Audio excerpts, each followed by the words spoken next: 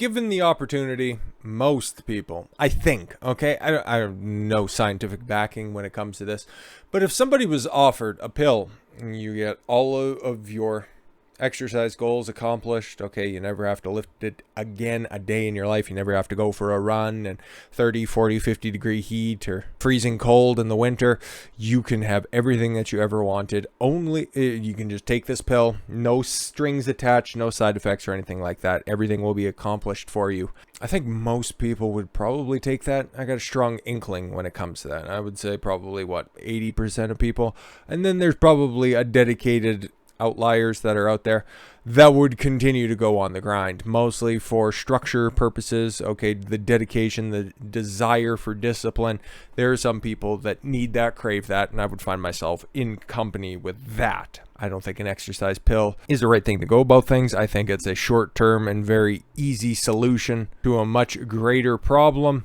And if something like this were to ever happen, where immediately you take it, and then after the course of a couple of days on a regular regimen, the fat just melts off your body and all your muscles start to pop, and everybody's just walking around at a sub 10% body fat, and the world is a beautiful place. There would be other people out here still trying to lift, still going for runs, because that's what they crave. So what would those people be missing out on from a physiological perspective?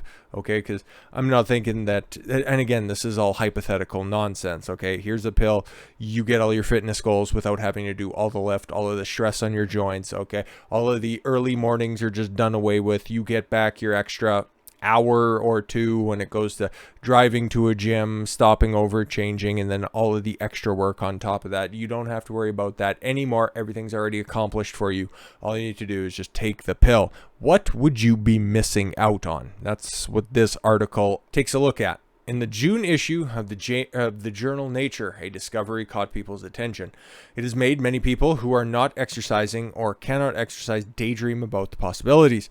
Researchers from the Stanford University, Baylor College of Medicine, and their collaborating institutions found a molecule in the blood of lab rats that had undergone vigorous exercise. The substance, LAC-Phe, is an amino acid produced during exercise and is synthesized intracellularly. That's a tough word. A lot of L's in that one. Intracellularly, between different cells. Intercellularly would be between one cell. Anyways, from lactic acid. Aha, that's the DOMS. If you lift, that's that delayed onset muscle soreness. That's what DOMS stands for. That's lactic acid, a byproduct of intense exercise that causes soreness and burning in the muscles. It's also the anyways. And phenylalanine. All right, an amino acid obtained from the breakdown of proteins. Oh, okay, so when you create the little muscle tears, because that's what you do when you lift, and then when you eat and replenish, okay, then you repair those. Science. Anyways, researchers also discovered that LAC-Phe levels in the blood of athletes are substantially elevated after the athletic activity, as well as in horses. Wait a minute. I only thought I had one thing in common with a horse. Get it? After competing in races. The data from humans show the most significant increase in LAC-Phe takes place in sprinting, followed by resistance training, and then endurance training. Very interesting. The high effort exercises most affected.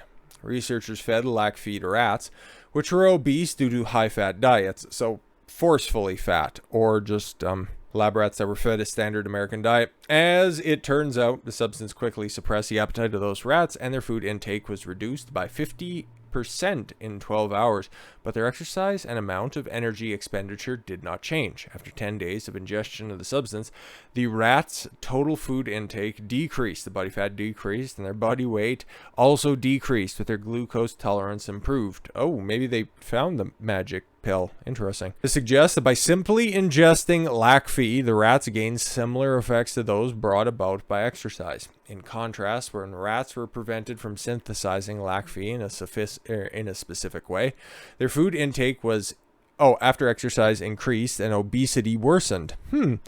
Researchers stated that this finding might be more helpful to the elderly or frail people who cannot get enough exercise. Maybe in the future, those suffering from osteoporosis, heart disease, or other diseases may fight their illness by taking the substance. Stanford University is currently applying for a patent on the substance, which includes it to use to treat metabolic diseases. Huh.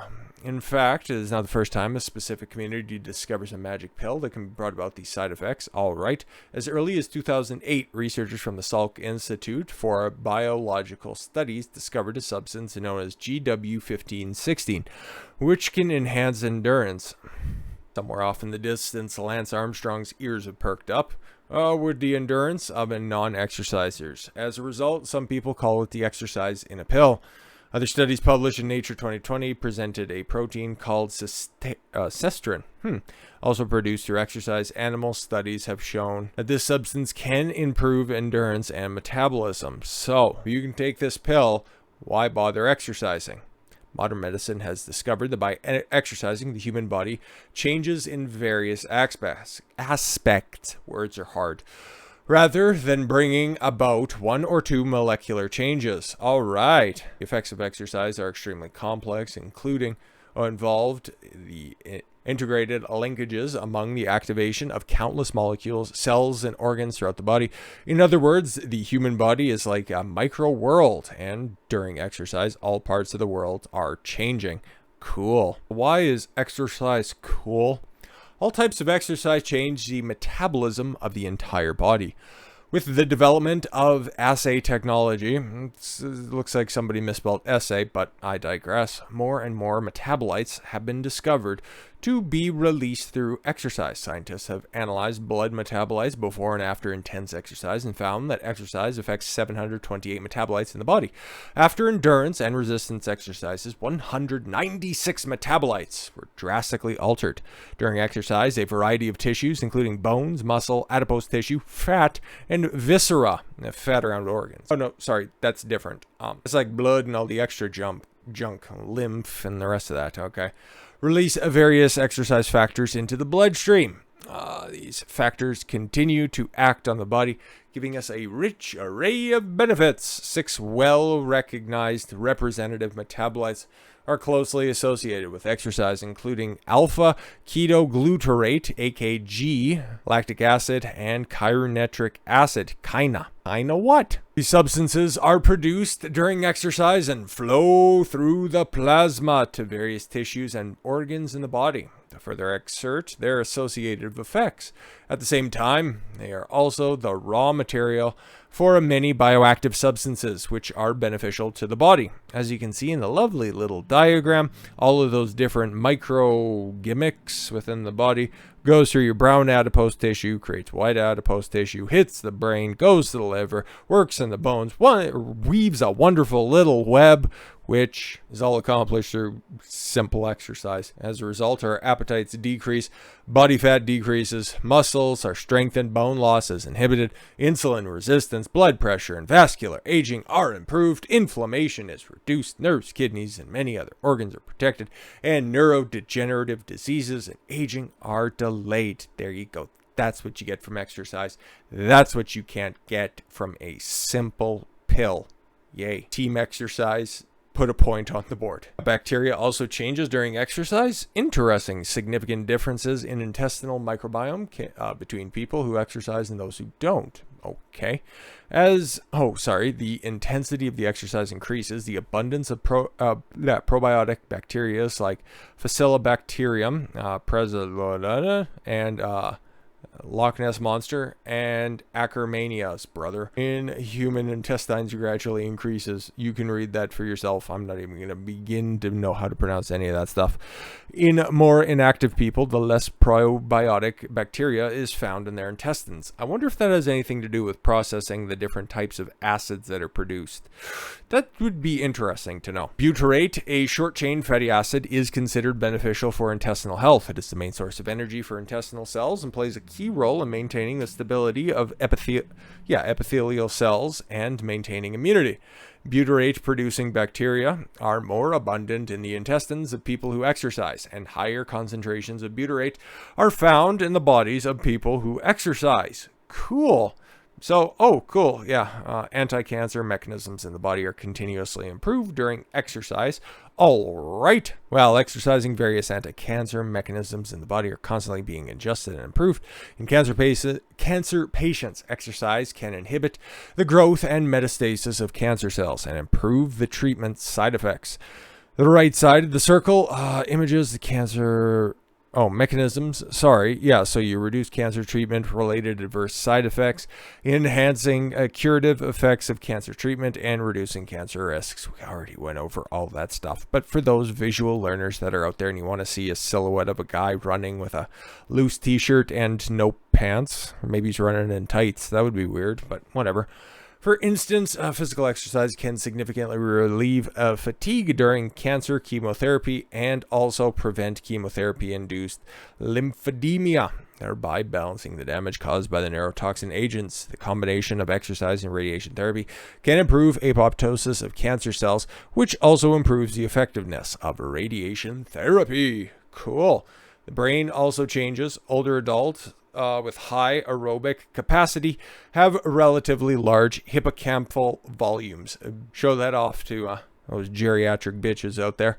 Performing moderate intensity aerobic exercise 3 times a week for 12 consecutive months, so for a full year, can increase the volume of the hippocampus by approximately 2%. Exercise also counteracts the atrophy of the prefrontal cortex and anterior cingulate cortex, parts of the brain. And then, the next paragraph is, you exercise, you lower depression rates. Thanks about that. How do elderly and those with motor difficulties exercise? However you can. Generally speaking, on a weekly basis, adults should carry out at least 150 minutes of moderate intensity exercise. We talked about that last week, I think, such as brisk walking and 2 days of muscle training, such as deep squats. You don't need to load up a barbell or anything like that. You can just do bodyweight squats, even against the wall if you want. Seniors age 65 and older, that's seniors now? Well, I guess so, right? It is also recommended to add exercises to improve their balance, such as standing on one foot. Simple as. Seniors who are not physically strong can do it gradually. Yeah, hold on to a wall, raise a foot, okay, get your balance that way, and then eventually you can stand without the use of the wall. Exactly. I should stand on the simplest exercises such as stretching and walking, and gradually increase the duration and intensity of exercise.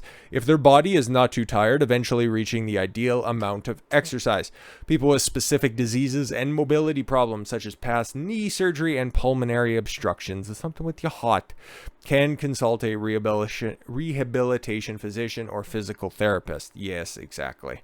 I've worked with a bunch of people who are quite ill throughout my personal training practice, so you can start off really simplistically. As long as you're moving, you'll be getting benefits.